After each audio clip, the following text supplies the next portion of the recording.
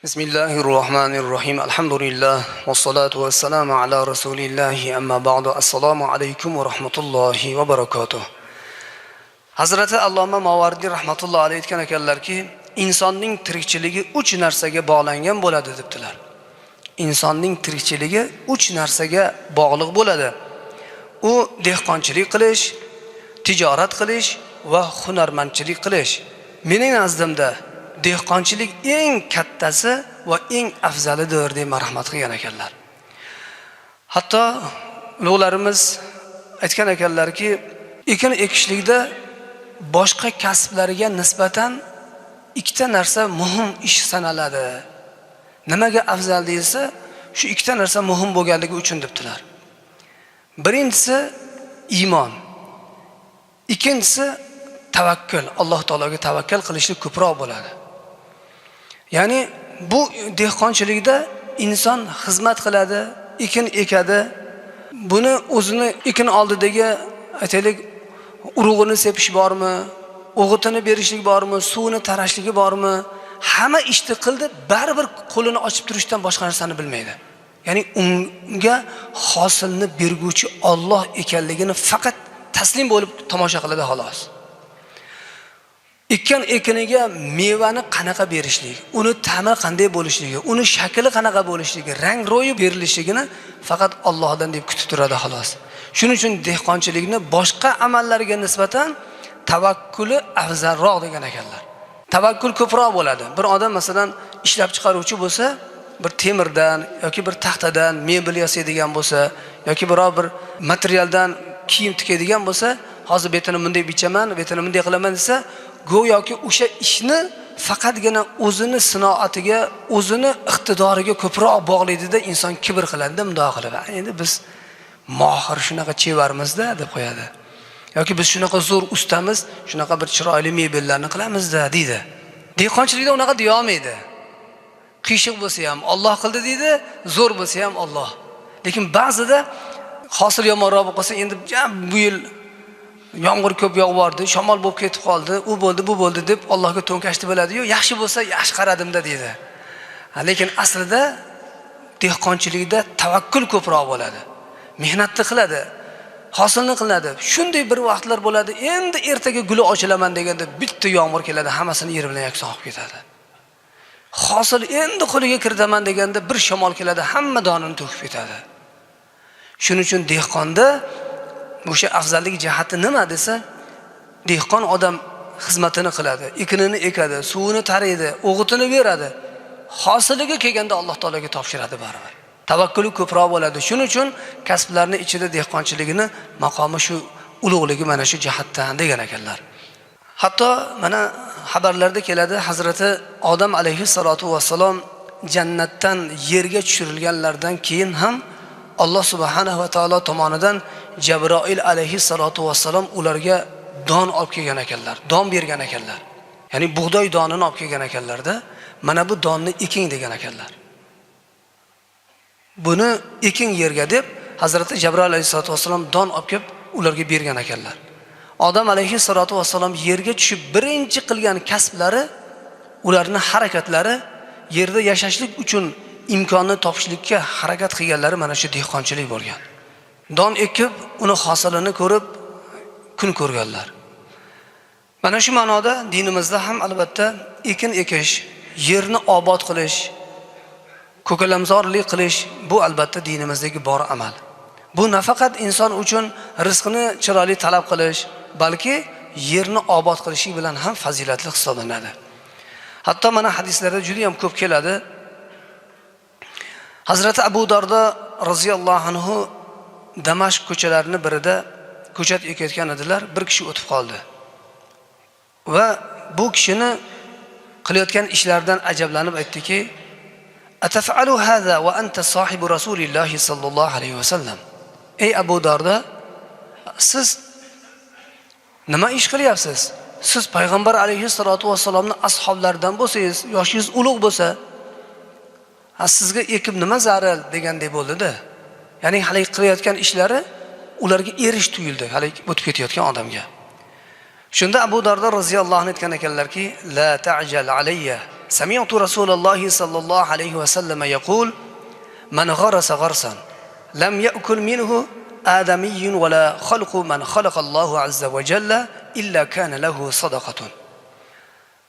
Hazrat Abu Dardo roziyallohu anhu hali o'tib ketgan odamga aytdilarki, to'xta, shoshma. To'xta, shoshma. Men payg'ambar alayhisolatu vassalomdan o'zim eshitganman, u zot marhamat qilganlar. Kimiki agar bir ko'chat eksa, o'sha ekkan ko'chatidan uni hosilidan biror bir odammi yoki Alloh subhanahu va taoloni yaratgan biror bir mahluqotlardan birortasi yesa, undan foydalansa, manfaat ko'rsa, buni evaziga o'sha ekkan kishiga sadaqa bo'ladi deb marhamat qilganlar. Ekilgan ekin soya salqin berdimi? U mevasidan odamlar emas, balki bir qush yedimi? Biror bir hasharot yedimi? Kim bo'lsa ham foydalandimi? Allohning mahluqotlariga o'sha ekkan ekin foyda berdimi? O'sha ekilgan ekinni evaziga Alloh subhanahu va taolo shu bandaga sadoqatning savobini berib turadi, toki u ko'klab turar ekan. Yana Nabiy alayhi salatu vasallam marhamat qilib aytdilarki: "Ma min muslimin yaghrisu gharsan illa kana lahu min al-ajr biqadri ma kharaja min samarati zalikal g'arsi" deb marhamat qilgan ekanlar. Biror musulmon kishi biror ko'chatni eksa, o'sha ekilgan ko'chat bergan hosil evaziga unga ajr, savob yoziladi deb marhamat qilgan ekanlar. Hatto yana bir hadis shariflarda marhamat qilgan ekanlarki, innal malaikata tastaghfiru liz-zari'i aw lil-gharisi ma dama zar'uhu ahdara deb marhamat qildilar. Albatta farishtalar ekin yoki ko'chat ekuvchini haqqiga modomiki o'sha ekkan ko'chati, daraxti ko'klab turar ekan, ko'karib turar ekan, o'sha ko'karib turgan muddati barobarida unga istig'for aytib turadi degan ekanlar. Bir odam bir ko'chat ekdi, ekkan ko'chati daraxt bo'ldi, yillar berib turibdi. Soya salqin beryapti, meva beryapti, odamlar foydalanyapti. Shu ekilgan ko'chatni daraxt bo'lib, to yo'q bo'lib qurib ketguniga qadar o'sha ekkan insonning haqqiga Allohning maloikalari unga istig'for etib turar ekan, ekkan insonning haqqiga. Allohim shu bandangning gunohini kechirgin deb. Nega? Chunki ekilgan har bir giyoh, har bir ekin borki, Allohga istig'for etadi, Allohga tasbih aytadi. Har bir giyoh, bug'doy ekdik, necha million bug'doylar ekiladi. Har bir chiqqan, unib o'sgan giyoh borki, Allohga istig'for aytadi, Alloh taolaga tasbih aytadi. Faqat biz eshitmaymiz, xolos. Tog'u toshlar bormi? Giyoh nabototlar bormi? O'simliklar bormi? Hammasi, suvdagi baliqlar ham hatto nima qiladi? Allohga tasbih aytadi. Allohning mahluqotlari ular. Endi bir odam ko'chat eksa, Allohga tasbih aytadigan mahluqotini ko'paytirgan bo'ladi. Nima foyda bor? Ertadan issiq bo'lgandan keyin qurib ketadi-ku.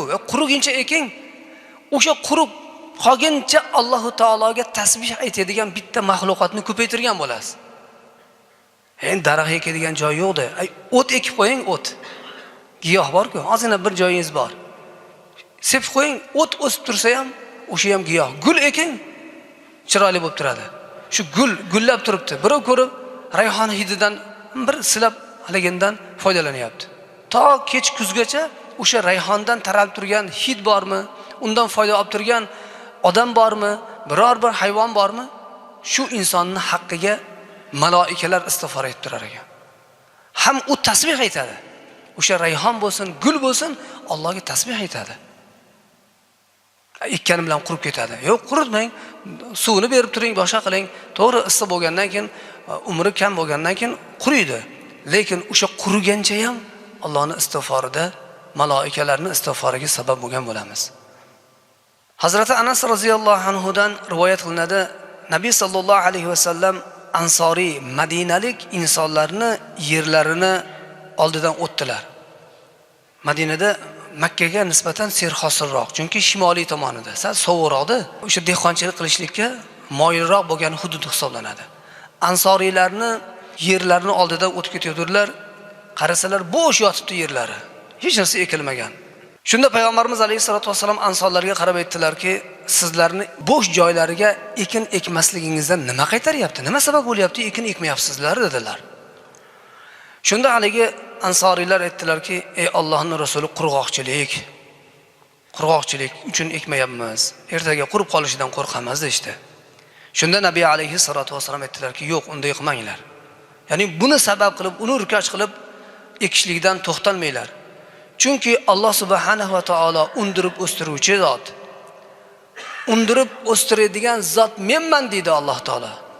Xohlasam uni suv bilan o'stiraman, xohlasam uni shamol bilan o'stiraman, urug' bilan o'stiraman deb Alloh marhamat qilgan dedilarda, Alloh taoloning kalomidagi Voqea surasidan bir oyatni o'qidilar payg'ambar alayhisalom. A'udhu billahi minash shaytonir rojim. Afara'aytum ma tahrusuna a antum tazra'unahu am nahnu zari'un. Ya'ni sizlar ekayotgan ziroatlaringiz haqida o'ylab ko'rdingizmi? Uni sizlar undirguvchimisiz yoki biz undirdikmi? Kim undiradi uni? Siz ekdingiz, uni ko'tarib cho'zganingiz bilan o'sib qoladimi? Ko'chatni shunday kallasi chiqdi. Shundan cho'zib tortganimiz bilan Alloh o'stirmasa u yulinib chiqadi xolos. Alloh aytayapti, ekayotgan ziroatlaringizga qaradingizmi? Bir fikr, tafakkur qildingizmi? U siz ekib qo'ygan, qadab qo'ygan urug'ingizni biz o'stirdikmi yoki siz o'stirdingizmi? Siz o'stirasizmi yoki biz o'stiramizmi? Tafakkur qilmaysizmi? degan oyat karimani o'qidilar. Ya'ni siz ekishni do'ndirib qo'ying. Qo'lingizdan ekish keladimi? Ekib qo'ying. Undirguvchi Alloh. Xohlasa suv bilan o'stiradi, xohlasa shamol bilan o'stiradi. Xohlasa urug' bilan o'stiradi, Allohning qo'lida. Agar faqatgina suv bilan, suv quysagina o'sadi deganda, cho'llarda giyohlar o'smagan bo'lardi. Alloh xohlasa yomg'ir bilan o'stiradi, xohlasa shamol bilan o'stiradi, Allohning inoyati. Demak, mo'min musulmon inson albatta bir ko'chat ekayotgan vaqtida uni o'stirguvchi Alloh ekanligini inson tan olishlik kerak. Alloh taologa mana buni tafakkurini qilish kerak va tavakkulini qilish kerak.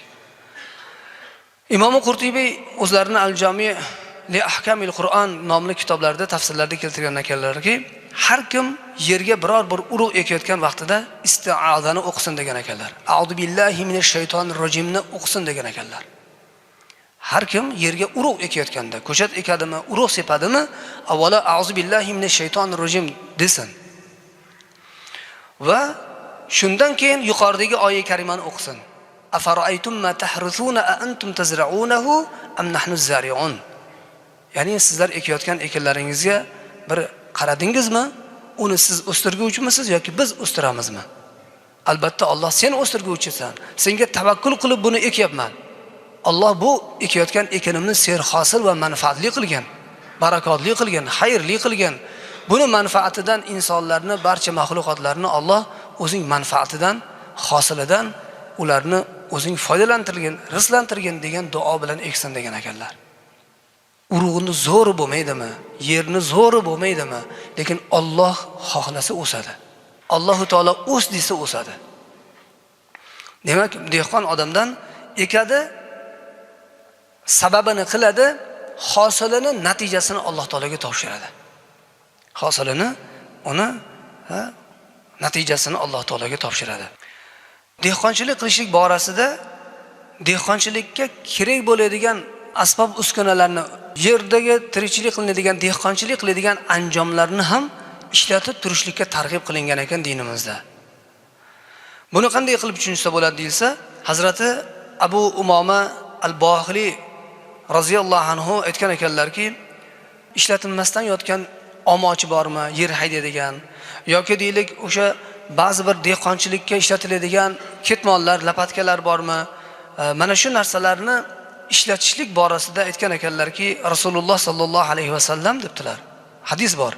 Payg'ambarimiz alayhisolatu vasallam rahmat qilganlar, bu narsalarni, ya'ni dehqonchilik qiladigan asbob uskunalarni, shu asbob uskunalarga muhtoj bo'lib turgan bir vaqtda bir qavm shu asbob uskunalarga muhtoj bo'lib turibdi. Muhtoj bo'lib turgan vaqtida shu anjomlarini qizg'onib, uni uyida olib turgan insonni albatta uni uyiga xorlik kiradi degan ekanlar. Kimiki qo'lida bir dehqonchilik asbob uskunasi bor, uyida ketmoni bor yoki omochi bor, haydaydigan traktori bor, boshqasi bor. Har xil haligi masalan dehqonchilik qiladigan asbob uskunalar juda ham ko'p. Ketmon lapatkalar bo'lsin yoki haligi qaychilar bo'ladi, shakl beradigan, turadi uyda. Lekin shuni bir qavm shunga muhtoj bo'lib turibdi. Bitta odam shunga muhtoj bo'lib turibdi. So'rab chiqyapti. Qo'shni, anu qaychingizni berib turing, shunda bir hamtak qilib olay. Uzumim hosili nima bo'lib ketdi? Bu hamtak qilib olishim kerak. Yoki bir putov olishim kerak. Berib turing qaychingizni dedi. Yoki ketmoningizni berib turing dedi-da, uyda turibdi bekor. Yoki ketmonimiz yo'q deyapti-da. Yo'q, qaychim yo'q deyapti. Qo'shni so'rab chiqdi. Payg'ambarimiz alayhisolatu vassalom shunga muhtoj bo'lib turgan odamga bermasdan qizg'ongan odamni uyiga xorlik kiradi degan ekanlar. Mana shu asbob uskunani qizg'onganligi uchun xorlik kiradi degan ekanlar. Nega? Chunki bir odamning hojati tushib turibdi o'sha narsaga. Uni berish kerak. Omoch bo'lsin, ketmon bo'lsin, lapatka bo'lsin, bekor turadi. Uni ishlatsin, uni hosili uchun, uni dehqonchiligi uchun foydalansin undan. Nega? Chunki bu haqida oyat vorid bo'lgan. Alloh taolo Qur'oni Karimda Ma'un surasida shunday marhamat qiladi. A'udhu billahi minash shaytonir rojim. Fawailul lil musallin allazina hum an salatihim sahun allazina hum yura'una va yamna'una al-ma'un degan. Bas shunday kishilarga vayl bo'lsin. Jahannamdagi shunday bir chuqurlik bo'lsin, shunday vayl jahannami bo'lsin. Ular kimlar desa, ular namozlarini ado qilishlikni unutadilar. Mufassirlarimiz shu oyat tafsirida namozlarini vaqtini cho'zib o'qiydilar degan ekanlar. Ya'ni vaqtlarini unutadi. Avvalgi vaqti kirgan vaqtida o'qimasdan keyinroq o'qirman deb unutadi degan ekanlar. O'qiydi, lekin orqaga surib o'qiydi degan ekanlar. Namozini o'qiydi-yu, lekin unutib ortga surib o'qiganlarga vayl bo'lsa, umuman o'qimaydiganlarga nima bo'lar ekan degan ekanlar. Namozini o'qiydi-yu, keyin o'qirman, shuncha vaqtim bor, hali bitta qilib kechqurun qazo qilib o'qib olaman deganlarga shunchalik vayl. Endi umr bino bo'lib farz bo'lgan, voyaga yetgan, to'rmijoz salomat bo'lib namoz o'qimaydigan benamozni ahvoli nima bo'lar ekan deydilar. Oyat davomida Alloh aytadiki: "Allazina hum yura'una va yamna'una al-ma'un." Yana shunday insonlarga vayl jahannami bo'lsinki, ular riyo qiladilar. Amallarini riyo uchun, odamlar ko'rsin uchun qiladilar va o'zlaridagi bor bo'lgan uy anjom buyumlarini o'zgalardan man qiladilar. O'zlari ega bo'lib turgan uy anjom buyumlari deb uy ro'zg'or buyumlari. Mana shu odamlarni ko'proq qo'ni-qo'shnilarni hojati tushadigan uy anjom buyumlarini odamlardan qizg'onaydigan odamlarga, man qiladigan insonlarga Allohni, ya'ni vayl jahannami bo'lsin degan ekan Alloh. Dehqonchilik shunchalik muhim. Ya'ni dehqonchilikka hattoki ishlatiladigan asbob uskunani qizg'ongan odamga shunchalik jazo. Endi uni ishlatgan, dehqonchilik qilgan, ziroat qilgan, u bilan shug'ullangan insonning fazli juda ham baland. Hazrati Abu Hurayra roziyallohu anhu dan rivoyat qilinadi. Rasululloh sallallohu alayhi vasallam kunlarning birida odamlarga gapirib turgandilar. Bir odam kelib quloq solib qo'shildi. Payg'ambarimiz alayhisolatu vasallam suhbatlarida aytdilarki, jannat ahlidan bo'lgan bir kishi o'zi jannatiy bo'ldi, jannatga kirdi. Yana Parvardigoridan so'raydiki, ey Alloh, menga ekin ekishni bergin dedi. Ekin ekishlik uchun menga imkon bergin dedi. O'zi jannatda turibdi. Hamma narsa muhayyo, meva-cheba bo'lsin, ekin-tekin bo'lsin, dov-daraxtlar bo'lsin, jannat bog'larida yuribdi-yu, lekin haligi jannatda yurgan inson bo'lsa ham nima qiladi? Allohu taolodan ekin ekishlikni so'raydi. Ey Alloh, menga ekin ekishlikka izn bergin, bir imkon bergin dedi.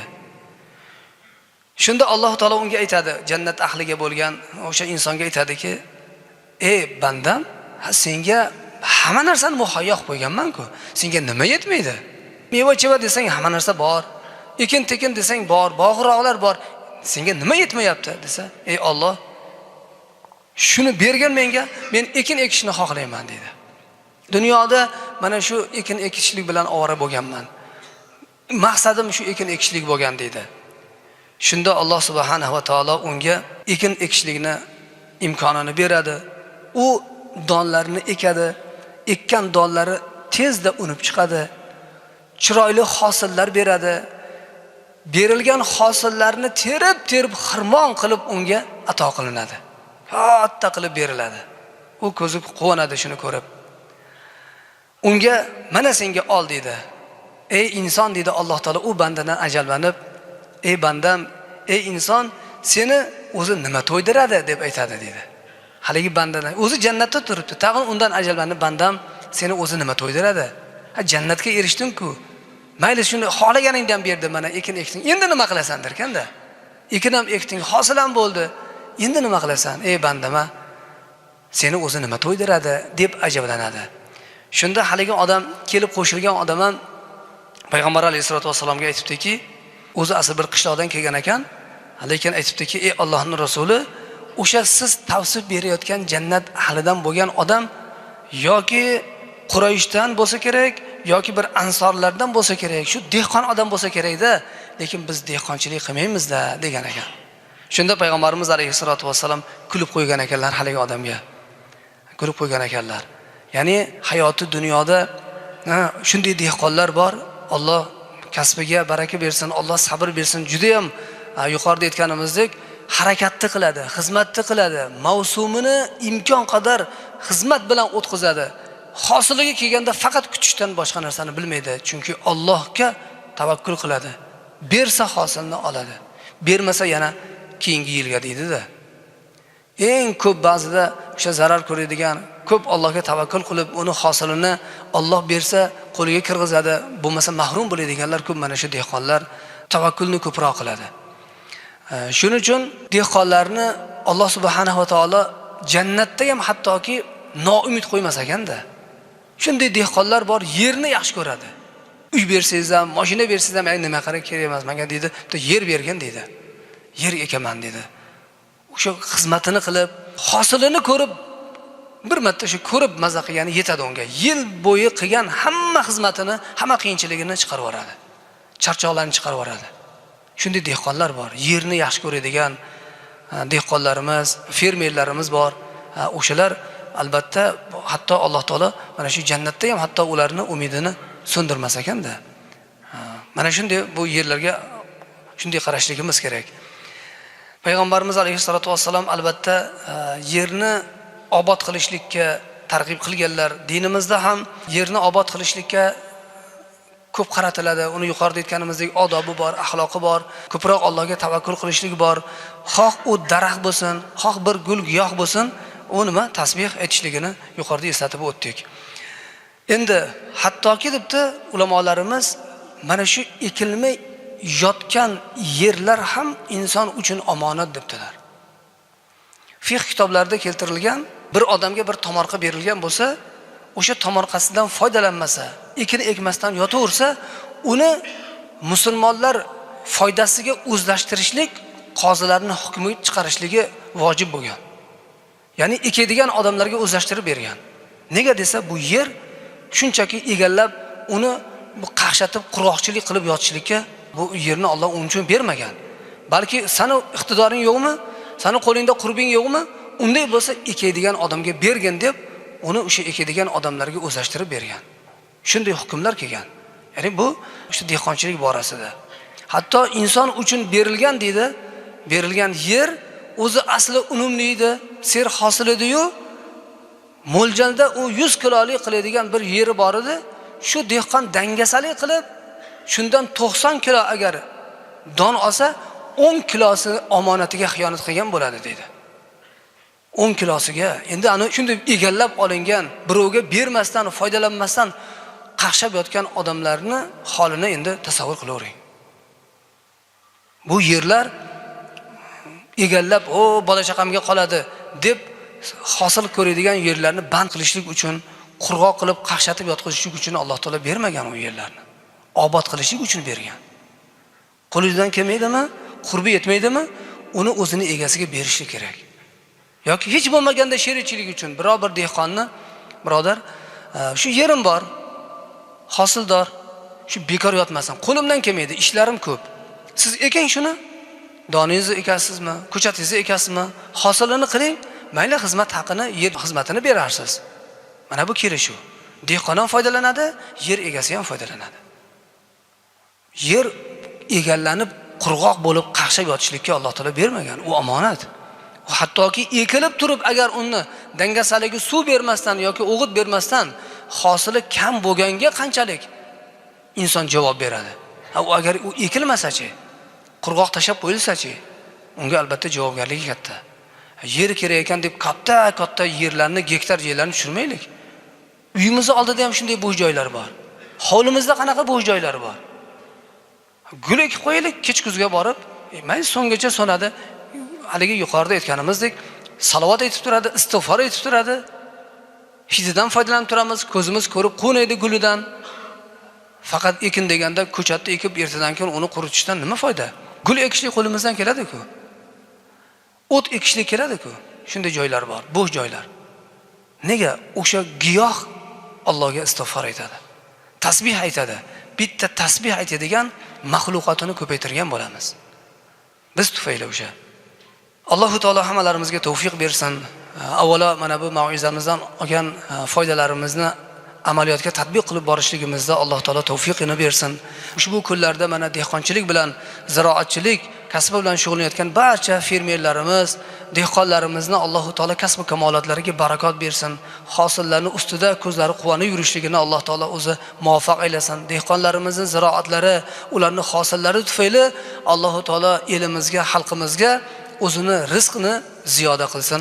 Subhanakallohumma bihamdik, nashhadu an la ilaha illa anta nastag'firuka va natubu ilayk.